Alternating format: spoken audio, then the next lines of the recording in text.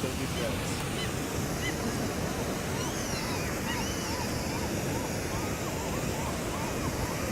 Hi, this is Mike Fitz with Explore.org, and I'm standing next to Brooks Falls in Katmai National Park, Alaska.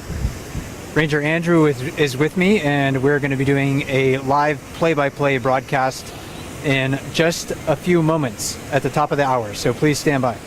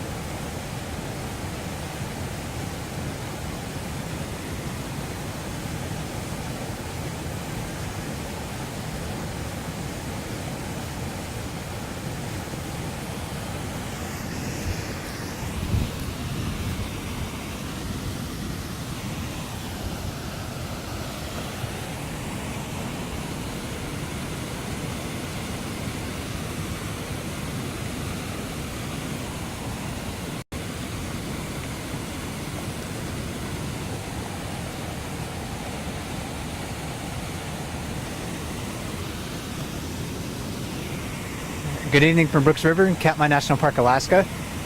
Ranger Andrew and myself, Mike Fitz, will be giving you a live play-by-play style broadcast from Brooks Falls in just a couple of minutes, so please stand by.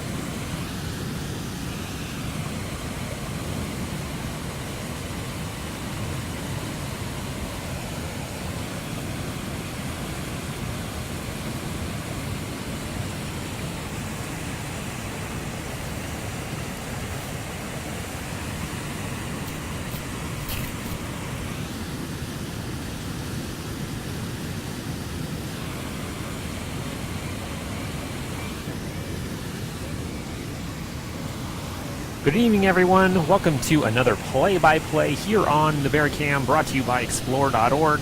We are here in Katmai National Park in southwest Alaska. My name is Andrew. I am a park ranger here in Katmai National Park and Preserve. And my name is Mike Fitz. I am a fellow with Explore.org. And this is a event that we do regularly here during the peak season here in Brooks Camp. This is going to be a play-by-play. This is not a traditional live chat with a Q&A portion as we regularly do, but this is more of sort of sports-style narration of the bear activity here at Brooks Falls. We'll talk a little bit more about that. I would just note that this is a very special time for us here in Katmai National Park. This is our centennial year. This is our 100th birthday, first founded as a national monument in 1918. Yeah, definitely a special year to be here. And during this broadcast, we're going to try to narrate the bear and salmon activity, give you an understanding of why the animals are behaving perhaps the way they are. We'll try to identify some of these individual bears that we see at the waterfall, and everything that you're seeing is basically live. So nothing is scripted. We'll just see what catches our attention, and we'll be with you for about the next hour, and hopefully we'll try to answer many of the basic questions you might have about the bears and the fish along the way. So if you're watching on explore.org and you're wondering if you can ask us questions, we won't be monitoring the chat on Explore, but hopefully we're going to try to get to all of those basic questions throughout the broadcast for the next hour. And as you said, Mike, this is unscripted. We'll have to watch what happens live. We have no idea what's going to happen. We'll have to stay tuned. Along with that, the weather is unscripted as well. It is a bit of a rainy, dreary day here in Brooks Camp. In the event that it does start to downpour on us, we may have to cut this broadcast short. So if we have to leave you unexpectedly, that would be the reason. We'll try to give you a little bit of a heads up, but the weather may not cooperate this evening. Yeah, it's one of those days where it seems like almost anything can happen. It's been fairly cloudy, some scattered rain showers moving throughout the area. That doesn't really affect the bears, and it's not that warm either. A lot of the nation is dealing with some very hot temperatures right now, but it's probably barely above 50 degrees here at the moment. I believe the high for a lot of the park was about 47 degrees today. Okay, so yeah, if you're looking for some cooling or cooler temperatures, come on up to Katmai. We can share those with you.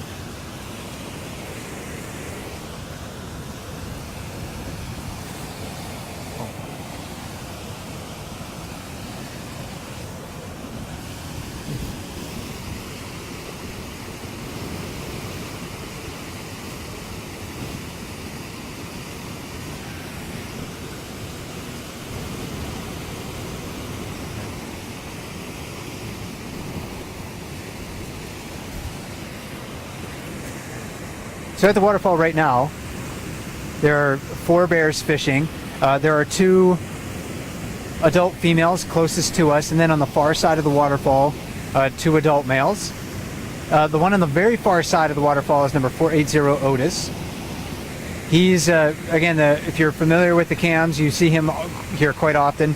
The oldest adult male that we know of, probably around 22 years of age, at least, if not a couple years older.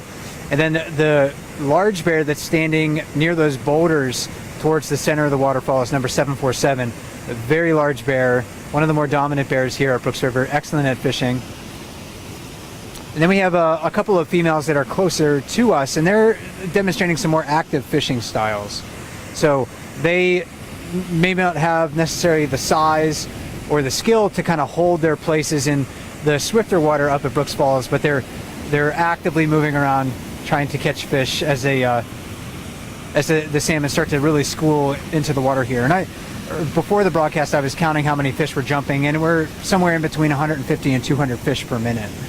Yeah, it's really picking up. The salmon counts are. The Bristol Bay salmon run is about 28.3 million out of a predicted 51.3 million, and about 1 million of those have come up in Naknek drainage, which is where we are currently located. We should also tell folks, Mike, we do appear to be having some audio issues.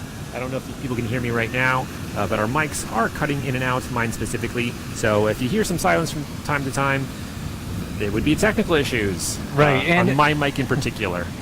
And sometimes during the broadcast as well, we're quiet as we just kind of look around and decide to talk about or what to talk about next. So it's not uncommon to have some moments of silence. But this brown bear down below us right here is kind of demonstrating that she's not particularly hungry. I mean, there's a salmon carcass right next to her. She's been kind of jumping in the river in and out. And this is, I believe, number 284. She's a young adult female. She's had 1 litter of her own. I think she was born in 2008, if I remember correctly. And she's a bear that does try to enter the Brooks Camp Developed area pretty regularly. And she just ignored that salmon carcass on the bank. So again, illustrating that she's a fairly well-fed bear. I recognize her by her somewhat blonde ears. It depends on her posture. She doesn't really have a big shoulder hump right now, but often she can have a very prominent looking shoulder hump.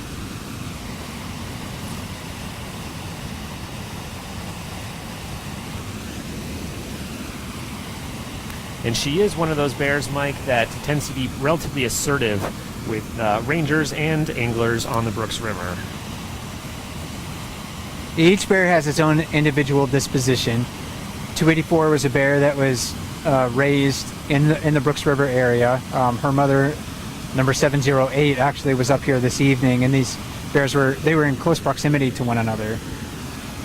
Mother and daughter. So 284 was, had experience with people at a very young age. Mm-hmm. She's also a bear that's learned to associate people with fish, and I think that kind of plays into maybe her, let's say, assertiveness around people too, especially early in the season when if she's here and salmon first arrive, she can really kind of look to anglers on rare occasions for fish.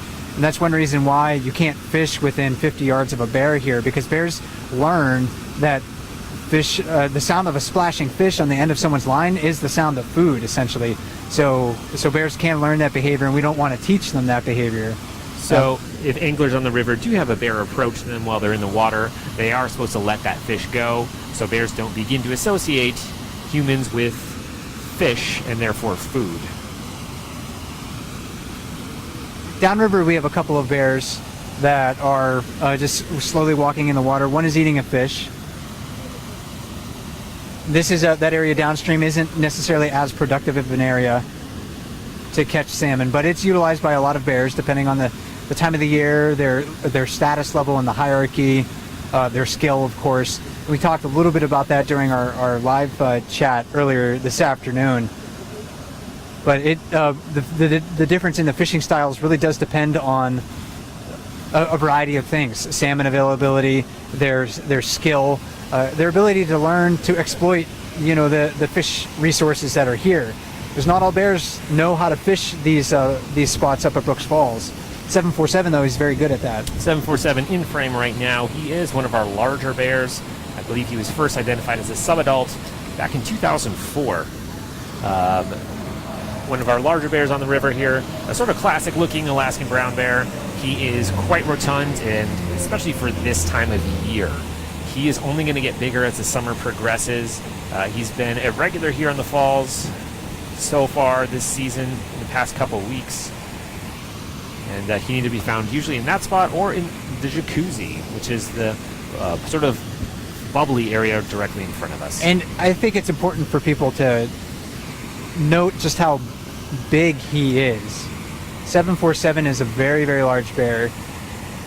He is he looks so healthy right now. He definitely looks like he could go into hibernation. So bears in the interior of North America, if they could experience jealousy, they might be jealous of 747 and just how healthy he looks. He's a very fine-looking brown bear. You can see all that weight that he's already gained so far this year. So he's really well positioned to be healthy going into the den in November. Especially since they're shedding out their thicker winter fur, Mike.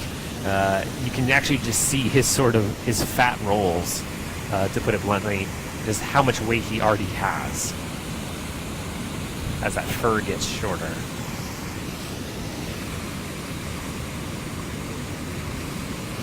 And again, that's it. You can see him really just looking straight ahead into the water, waiting for the fish to swim right in front of him, and he took advantage of the situation. That rapid area that he's standing at is fairly shallow, and when the salmon get in there, they have a hard time kind of keeping their position in the current themselves. The current's very swift through there, and their backs are exposed. It's easy for the bears to see them in that location, so 747 took advantage of that opportunity. And as we were talking about 747, a bear has gone up onto the lip. Mike, I don't know if you can tell us about that, because my mic is going out. Yeah, that's number 409. She's nicknamed Beadnose. She's also an older adult female, around 20 years of age. She was actually first identified in 1999. So she's definitely one of the older, more experienced bears here at Brooks River. You can see that she wants to catch fish, but she's not going to try to move from that position very much. She definitely wants to wait for that, really for the right fish to leap straight towards her mouth. She's anything, she is patient. And with so many fish jumping, she doesn't have to wait too long. And 409 also is a very healthy looking bear. I recognize her by her blonde ears. She has a slightly upturned muzzle if you get a close-up view of her. And overall, yeah, one of the more experienced bears here at Brooks River. She's also a bear that is very habituated to the presence of people. We'll see her down at the mouth of the river quite frequently. We'll see her kind of walking through the area near the near Brooks Lodge. Especially last year, she had cubs. She was seen quite a bit at the lower river in front of the lower platform as well. Her and her 2 yearlings last year, since emancipated. She wasn't very hungry. You saw that she dropped that fish. Right. So that's again a sign that she's not very hungry. And on the far side, Andrew, I don't know if you can see this, but there's two bears that maybe there might be a bit of a challenge going on. So 747 is the bear upstream, and he's directly approaching this other very large male. And this is a male that I think has been around over the past few days. I am not 100% sure on its identification. We do have new bears showing up here quite often. That other male is sort of avoiding 747. I'm not sure if 747 is going to continue to approach him or not, but it looks like he's kind of exactly following in that other bear's footsteps. Very eerie. Imagine a bear like that following you. And these are both really big bears. 747 is really large. This other bear is very large. You can see 747's ears right now, and his head. His ears are are forward. His head is up. The other bear is not really backing down, though. I mean, they're showing a lot of those signs that, hey, I'm a dominant animal, and I want to stand my ground in this situation. Sort of facing off. It should be noted that a lot of these sort of dominant struggles, a lot of it is just bluster and bluffing. Sort of trying to scare the other guy off. Right, they're using a variety of communication techniques. Body posturing is maybe one of the more important ones. The 747 flinched there. It looks like he may have thought the other bear was going to lunge at him. There could have been some vocalization during that encounter. We couldn't really hear it over the sound of the waterfall. But bears will growl at one another. They'll bellow quite frequently. But it looks like Mike 747 is sort of walking away. Yeah, and that indicates to me that maybe 747 was slightly more dominant in that interaction. I'm not sure. I'd like to see those bears interact more frequently. And a couple of, actually, I think last night or the night before, 747 challenged this other bear in the jacuzzi, and the other bear didn't yield. Oh, wow. So we're, again, seeing two bears that are almost equal rank in the hierarchy, and who yields to who might really depend on the situation, whether they're really willing to go that extra step to physically confront the other bear. Most of the time they don't want to do that. I suppose it depends on the time of year, how much testosterone may be in their body at any given point.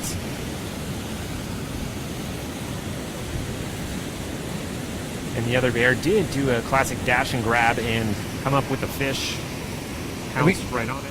We often don't see a lot of those big bears jumping in the water like that. And most of the time they're just standing and waiting for the fish to come to them. This bear has done that over the past couple of nights. So he might be a bit hungrier than the other one, or than a lot of these other large adult males.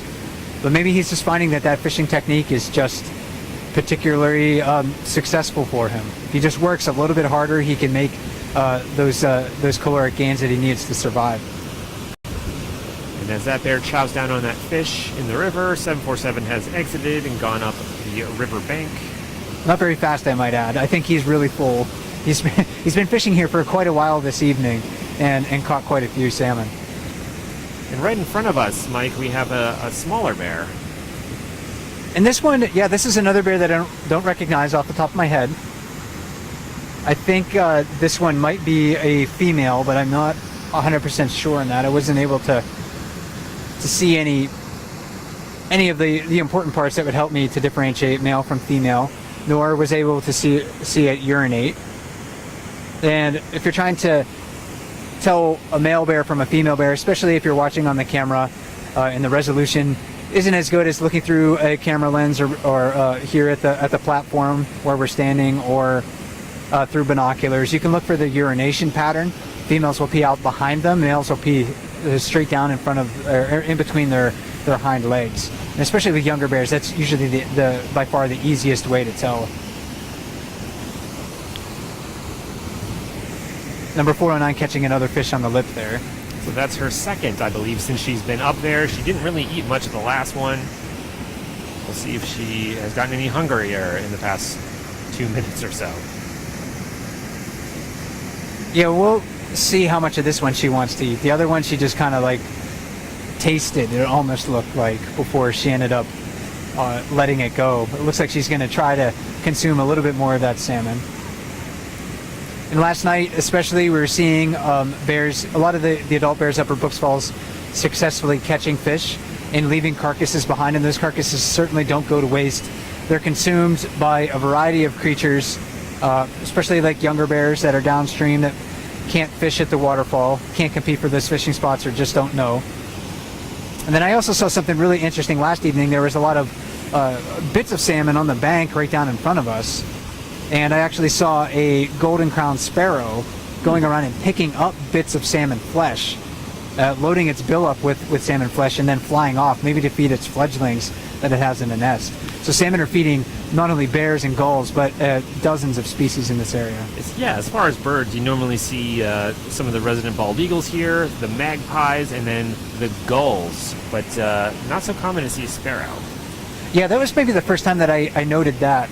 I've noted sparrows keying in on salmon carcasses before, maybe to pick off some of the maggots that are on it, but I've actually never seen a sparrow pick up salmon flesh.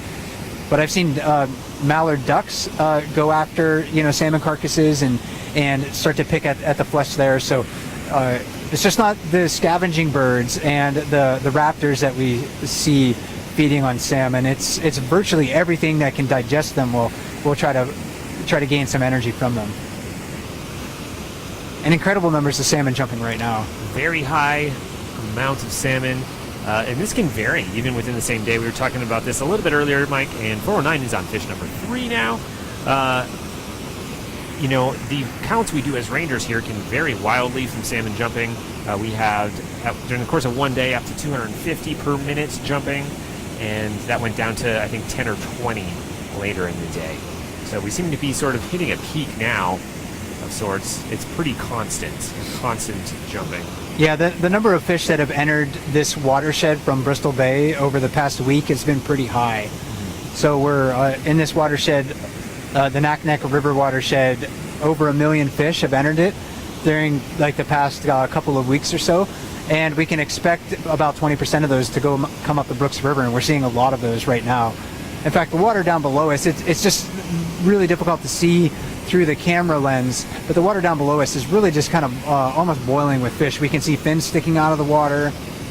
We can see individual salmon in the water through the glare if we look carefully, but there's a lot of fish down there.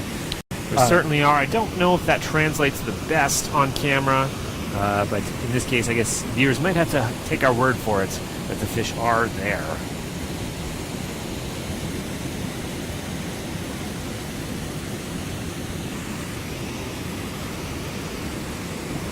And that large adult male trying another sort of plunge into the water to trap a salmon to the bottom.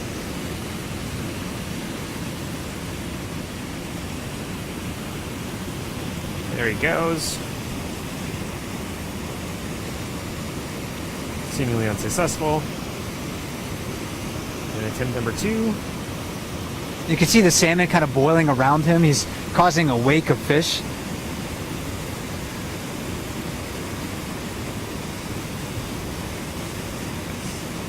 Three pounces in a row, and the third try is the charm. And even when he walks away, out of the water, you can see the salmon just kind of scattering to get away from him. And again, this is a large adult male.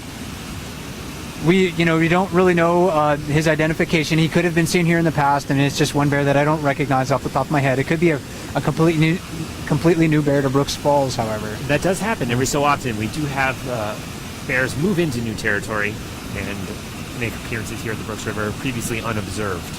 And you can see just how strong he is with his jaws. He just peels that skin away. He just pulled half the fish apart. and is chewing it very easily. If you've ever tried to fillet a salmon, you know that their skin can be fairly tough, and you need a sharp knife to cut through that. But the bears are so strong that it's very easy for them to pull the fish apart. And this bear in particular seems to have a few minor wounds on its face and a very beautiful shed pattern with the longer hair in the back sort of shedding out a little closer to the front. This time of year, bears are losing their thicker winter coats, and they can come off in patches, looking a little bit disheveled.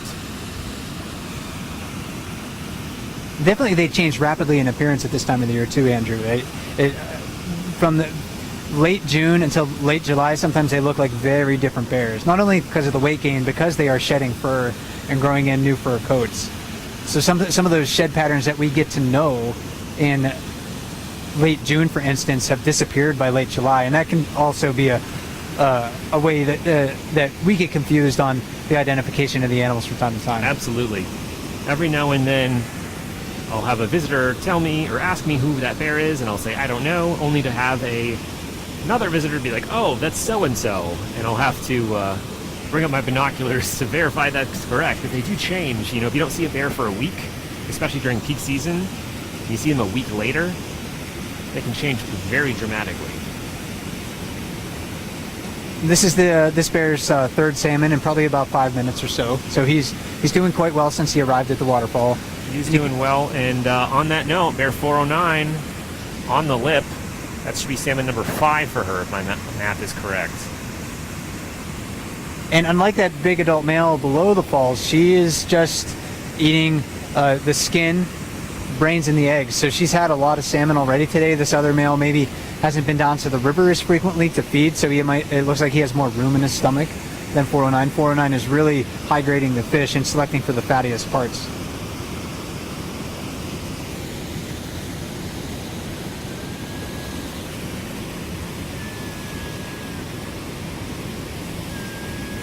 Well, we're focused on those two front bears. Way back in the corner, we do have bear 480, nicknamed Otis, in his usual spot, affectionately known as the office. Yeah, back there making a living. He's going to work. Making a living, doing what bears do. You can see that he eats the fish. It looks like he's trying to eat it a bit more gingerly, but really, I think he eats it that way because he's missing a lot of teeth. Unlike these younger bears that we've seen tonight, and 409 is not necessarily much younger than Otis, but she's not necessarily missing any canines as far as we know. And 480 is missing a couple of canines, and his molars might be worn down as well, although it's really difficult for us to see into his mouth. Hopefully we're looking into his mouth from a distance. Yes, and it's often full of fish too. So if he has his mouth open, he's eating salmon, so it's hard for us to get an idea of what those molars look like. But that's an ailment of a lot of older bears. The missing canines are not uncommon. Worn down incisors, worn molars, deep cavities. Right. So that's one of those challenges that older bears face as they age. And we were talking about his fishing styles earlier today, Mike, about how few calories he expends simply by letting the salmon come to him, by being stationary. Some people refer to him as a Zen master because he just sort of sits. It looks very peaceful, but he is very contemplative, watching those salmon in the water, waiting for the right moment.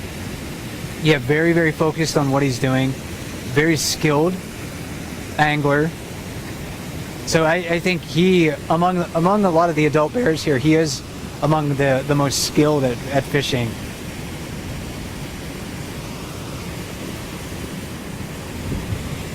There's an adult female that's coming down river right now, or to the river right now, downstream of Otis. This is a younger bear. She's also quite skilled in fishing, but she hasn't had as many years to practice it as 480. This is number 128.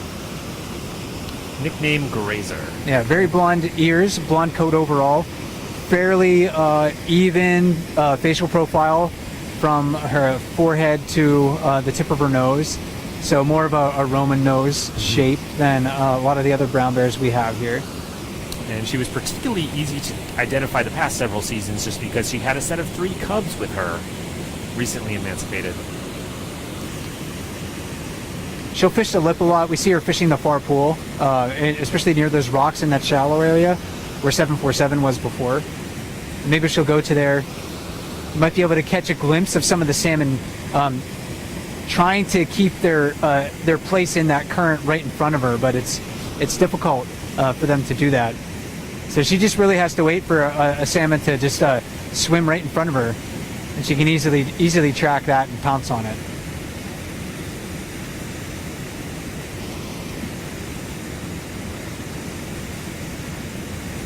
And these female bears, Andrew, are gaining weight not only to survive their own hibernation, but they may need fat, of course, to support their cubs coming up next year. Yes, so mating season with these bears is just sort of wrapping up now at the end of June, early July, and it's possible that they may be carrying fertilized eggs, and that egg will attach to the uterine wall later in the season, probably about November, and they may be with cubs in the den, giving birth early in the year, January or February, and then merging with cubs next year. So they would need that body fat stored up.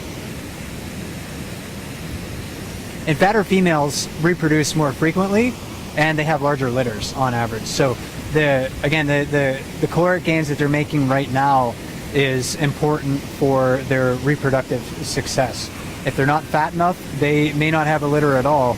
And even we've seen very fat bears sometimes one year not come back the next with cubs. So they don't, just because they're single this summer isn't a guarantee. Even if they become fat, it's not a guarantee that they're going to come back with cubs next year. But it is more likely if they're very fat in the fall that they're going to have another litter next year.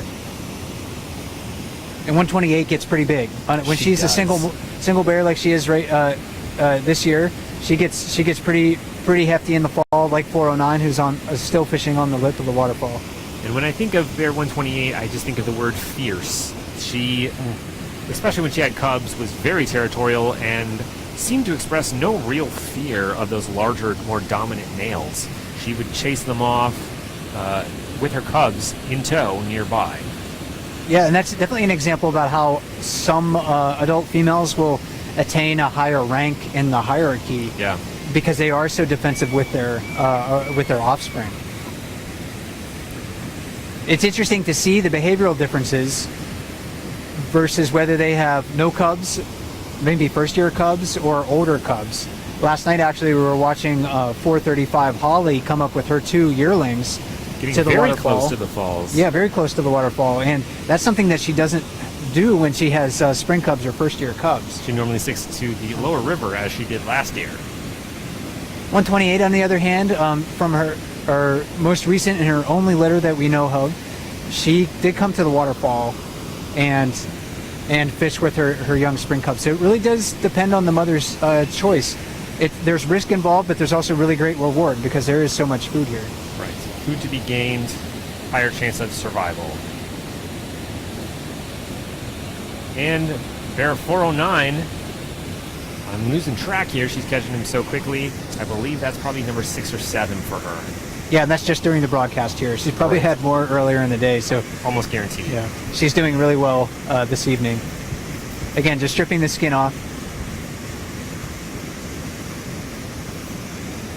I'm going to take a look through my binoculars here and see if I can see if there's any roe in there that she's going to select for. Right now, she's still just eating the skin.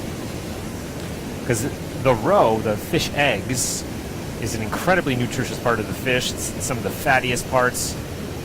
Significantly more nutritious than actual salmon flesh, pound for pound.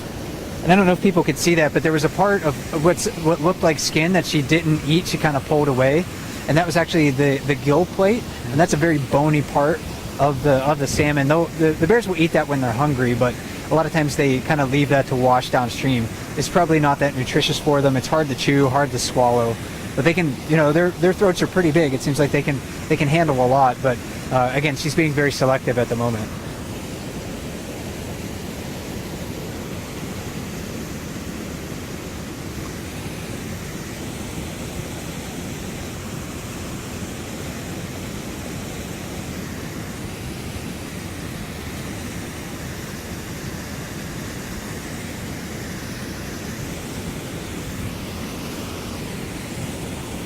Number 128 now with her first catch since we've seen her during the broadcast. And we are about halfway through the broadcast, so if you tuned in a little bit late, my name is Mike Fitz. I'm a fellow with Explore.org. And my name is Andrew. I'm a park ranger here in Katmai National Park and Preserve. And we're doing a live play-by-play broadcast from Brooks Falls, narrating the bear and salmon activity as we see it. So at the waterfall right now, 2 adult males, 2 large adult males, and 2 fairly large adult females fishing here. And then off in the periphery, we do have, way down there, some smaller bears. Offhand, I can't see who this is, Mike. Do you have this an is one idea? that we caught a glimpse of earlier, and I wasn't sure of its identification either. Whether it's a new bear or not, I'm not sure, but it's definitely one that I don't recognize. Sort of watching what's going on at the falls, sort of looking in through the window, seemingly wondering how it can approach, not feeling quite comfortable enough to do so. Yeah, so just cruising through the river, maybe looking for any scraps that drift downstream, or salmon that make a mistake and swim a little bit too close. And this is their job, essentially. Bears, at this time of the year, this is their job to gain weight, to get fat. So when they're walking through the river like this, they're definitely doing the work that they need to survive.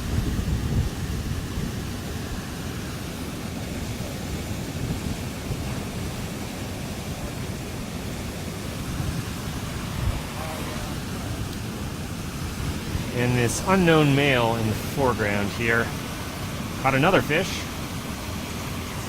having quite a bit of success in doing so.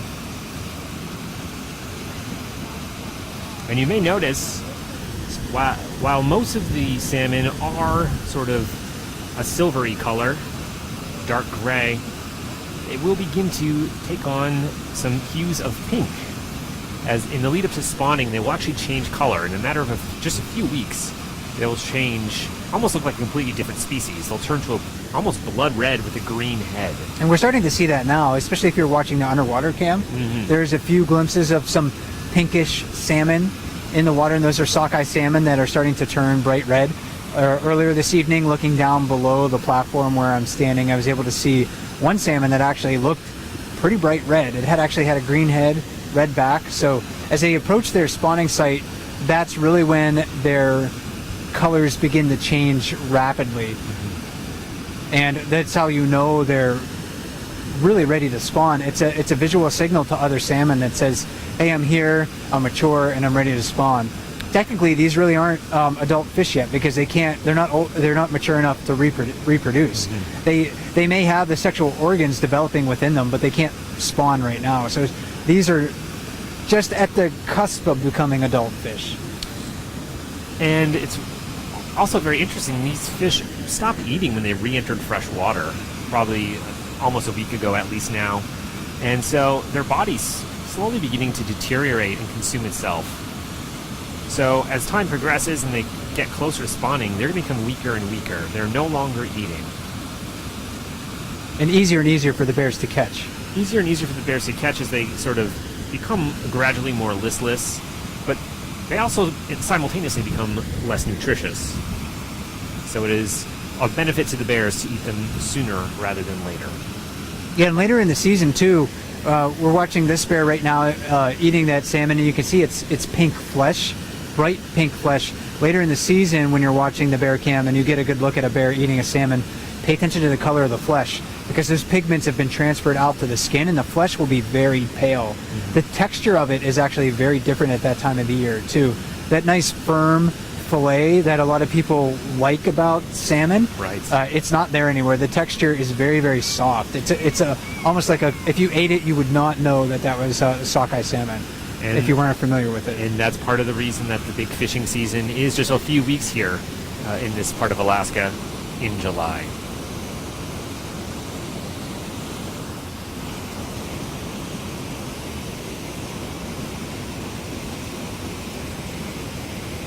So he's going to move back into the jacuzzi, it looks like. And again, this male a bit more active than a lot of our other really large males that we have here. but it's working for him. He is moving around quite a bit. That's not a behavior we see with a lot of these dominant males. So he just packed in a good 4,500 calories. Looks like he's going to do the same right now. So You know, a light dinner fare. right, just in a matter of minutes. I mean, he's gaining many thousands of calories.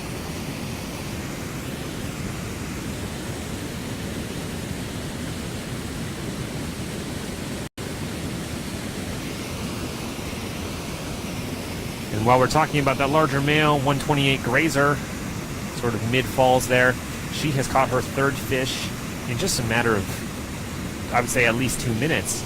The previous one she did not eat all the way, decided to let it go. Yeah, it seems like one of the themes from tonight will be energetic success. Yes. For the bears, they're really doing a good job of making a living, gaining the calories that they need. And the salmon too. I mean, you see a lot of fish being caught, but there's so many fish in the water right now. The bears can't eat them all. I mean, the fish are flooding the river in such high numbers that the predators here are overwhelmed. There's so many fish that no matter how hard the bears try, even if we had probably all maybe, and I'm estimating maybe all 30 bears that are around the river right now come down and fish at Brooks Falls, they just wouldn't be able to catch them all because there are too many salmon. Yeah, and that's a good question, Mike. We always get that one about how many bears use the river. Last July, there were 49 individual bears observed in the Brooks River, not including cubs. So 49 individuals seen. Not all of them will be regular users. And while we're talking here, I'm struck by, intermittently, 409 seems to be overwhelmed by the amount of fish flying towards her face as she hangs over the lip. And it's almost like concentrating on one is difficult because there's so many flying up towards her. And a lot of prey species have a sort of a behavior to do that, where they'll move in mass. Strength in numbers. Sardines are a big, are a good example of that, where you might see whales or seals or birds trying to catch a sardine. And when you're in a big, massive school, it's harder for a predator to focus on one individual. Right.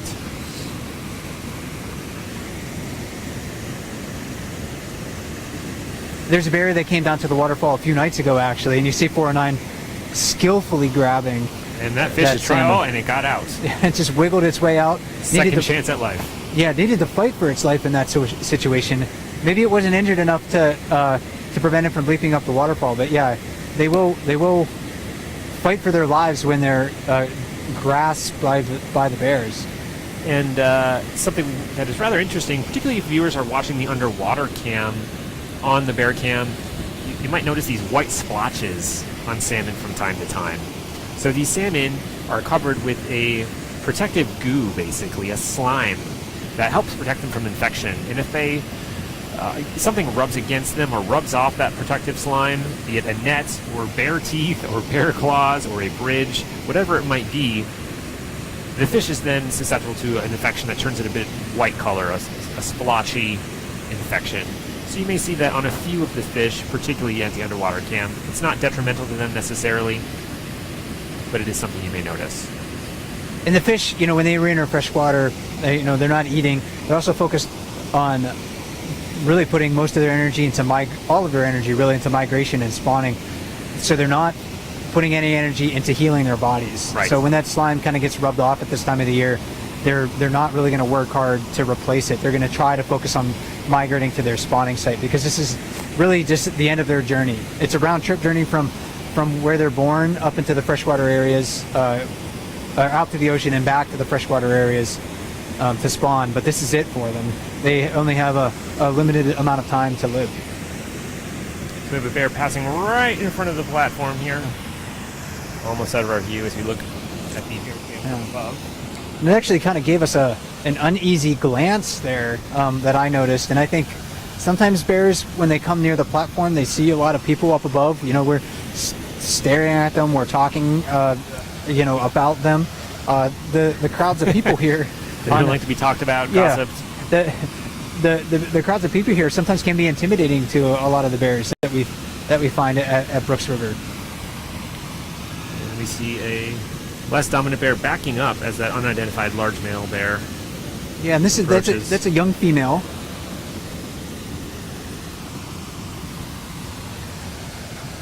and maybe older subadult age. It kind of gave me the impression it was perhaps 719, Okay. which is a bear that was raised by 435 Holly.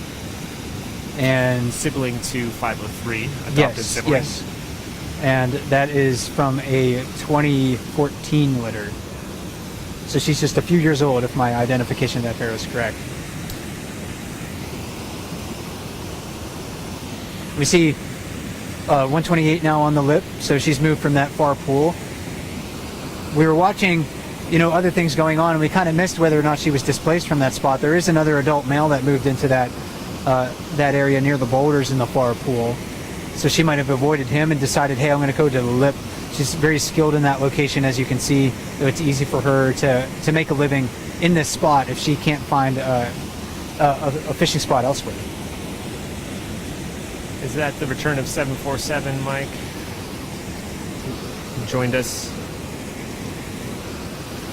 Nope. Oh, the bear at the boulders, that one does look like 755 to me. It looks like, I think that's the one we have nicknamed Scaredy Bear, because he's not habituated to the presence of people. And when he was younger, he is also very timid around other bears, and he would run away from the approach of other bears. But he's grown into a fairly large animal right now. Certainly is far less willing to yield his spot than he was in the past. So he ranks fairly high in the hierarchy, probably a mid to high rank for an adult male.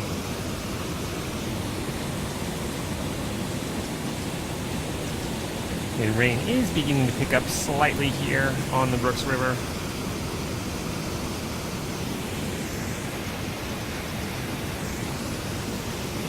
And so if you're just joining us, this is a play-by-play here on the Bear Cam, brought to you by Explore.org. Immediately in front of us we have Bear 409 fishing from the lip, the female. Just beyond her, sort of mid-river by the boulders, we have Bear 755, nicknamed Scaredy Bear. And in the back, in his usual location, we have Bear 480, nicknamed Otis. And all three of those bears are mature adults. So they've been coming to the waterfall for a number of years, maybe every year of their life. A lot of these bears that we see coming to the river as young bears, if they're like a 2.5 or 3.5-year-old bear, and they're on their own maybe for the first time, it's quite likely that they were introduced to this place by their mothers. Mm-hmm.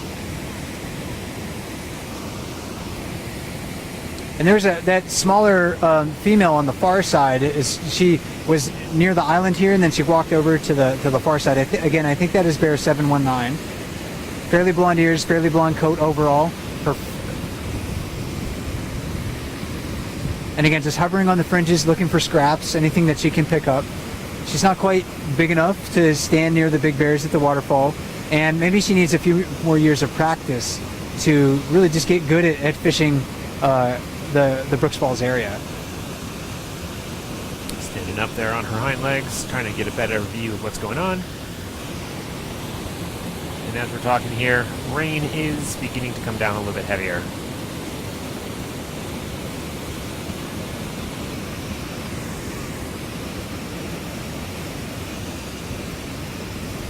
This is just very typical young bear behavior, just looking around for any food resources that drift in her direction, keeping her distance from the larger bears at the waterfall.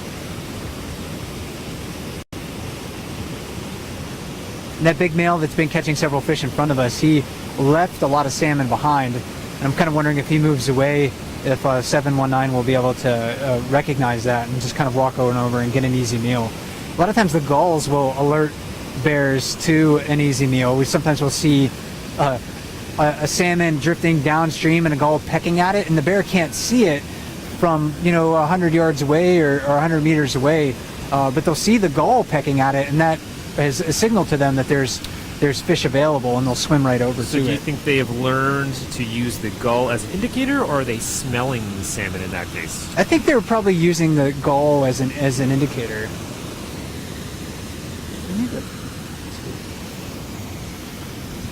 Just wondering, it's a little crooked.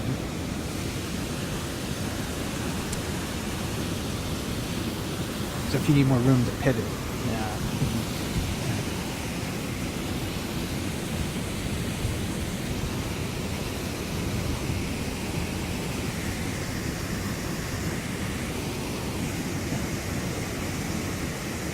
So 128 on the lip right now, eating one of the several salmon she's caught in the last 20 minutes.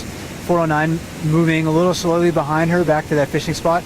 We've seen these bears competing for this spot frequently over the past couple of weeks. Usually they kind of take their turn, but sometimes one will try to challenge the other to get into that really preferred spot right on the edge of the falls.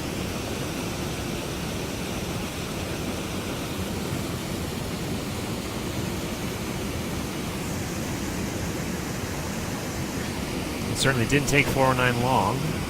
No, when this many salmon are jumping, it's easy for them to catch the fish. So they maybe don't necessarily have to challenge one another very often on an evening like tonight, because you just have to wait almost 10 seconds, and then the spot will be vacant again because your competitor there has caught a fish and moved off. Both hydrating, both only eating the fattiest parts of the fish.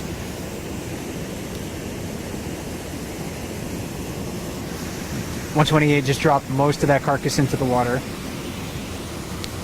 Going back for more.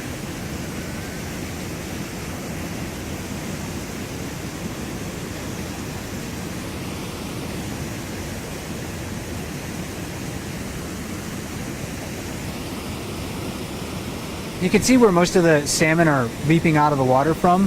It's right where the water sort of boils back up to the surface. There's a sharp, distinctive edge between the water that's plunging down into the river and the water that's being forced back up by that hydraulic. And the salmon use that hydraulic as an extra boost to give them the momentum they need to ascend that waterfall.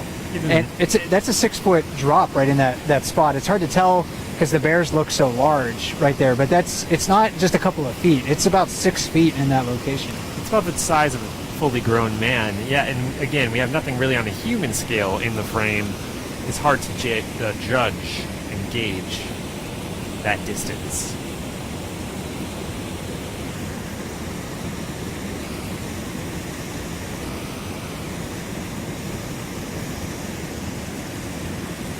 And the salmon's still continuing to jump at very high rates, still 100 to 200 per minute, just estimating. Most of these fish will push on through, and in fact, in a few hours, there might not be that many fish jumping. Like Andrew, I think you mentioned earlier in the chat, sometimes the fish jumping counts here during the day are 5, and sometimes they're 200, and sometimes this can happen within a couple of hours of one another when those big waves sort of push on through. It can vary wildly. And often, we have visitors ask us here on the platform at Brooks Falls, there are so many fish jumping, why are there no bears? And then simultaneously, or a different day, there could be no fish jumping and a lot of bears. And that kind of makes sense on some level if you think about it, Mike. If there's a lot of fish jumping, it's easier for them to get their fill. They don't need to stick around as long. I do think there's a correlation between the number of bears and the number of fish. And when you have excessively high numbers of fish in the water, the bears get their fill very easily. Right. So it's almost counterintuitive. You would think there'd be more bears when there's more fish, but it gets to be a point where the bears catch so many salmon that they just decide, I have to go off into the forest and sleep. And when it's harder to catch salmon, bears have to spend more time fishing at the waterfall. So we'll have more bears concentrated here. Point of saturation. Our larger male bear here, doing what he's been doing most of the evening, jumping and pouncing on salmon right in front of the platform.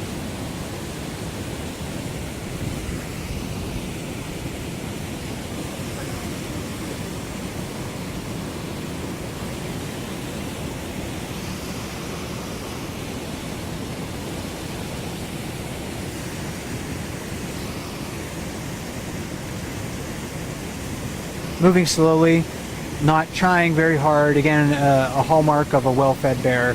We've been seeing that with all of our bears tonight. Even the ones that are kind of hovering on the fringes downstream, they're not really charging it to the water all that much, although we've seen a few instances of that. They're definitely illustrating that they're well-fed.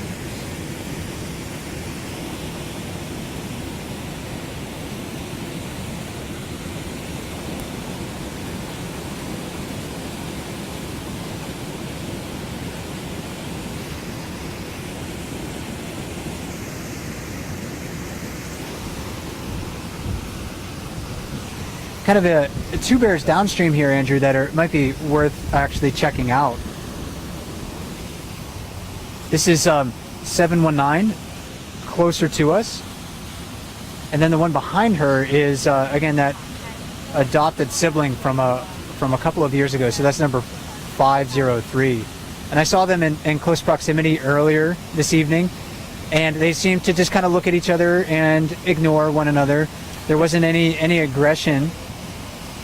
And that's But normal. I definitely think bears have the capacity to recognize familiar bears over the course of seasons and years. So they may recognize each other. They're, we see the same bears year after year, but there's not necessarily, they don't feel affection for one another the way we might humans sometimes think they do. We often get that question in relation to sows with cubs. Do they recognize their cubs after they grow up?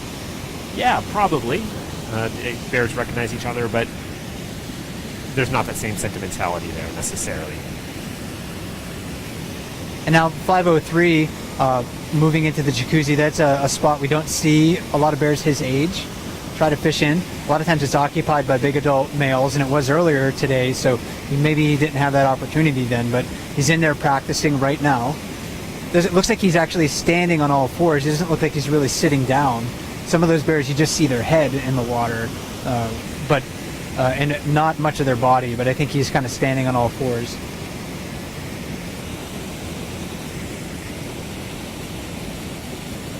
And this could be, again, an important time for him to practice.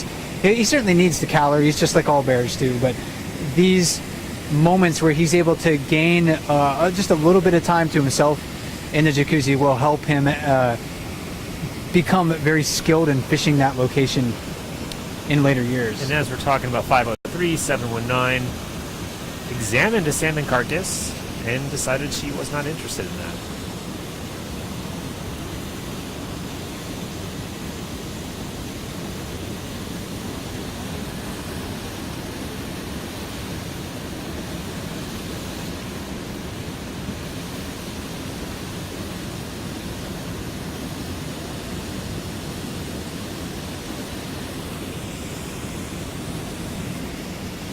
Very close to one another right now. This is fairly interesting. 719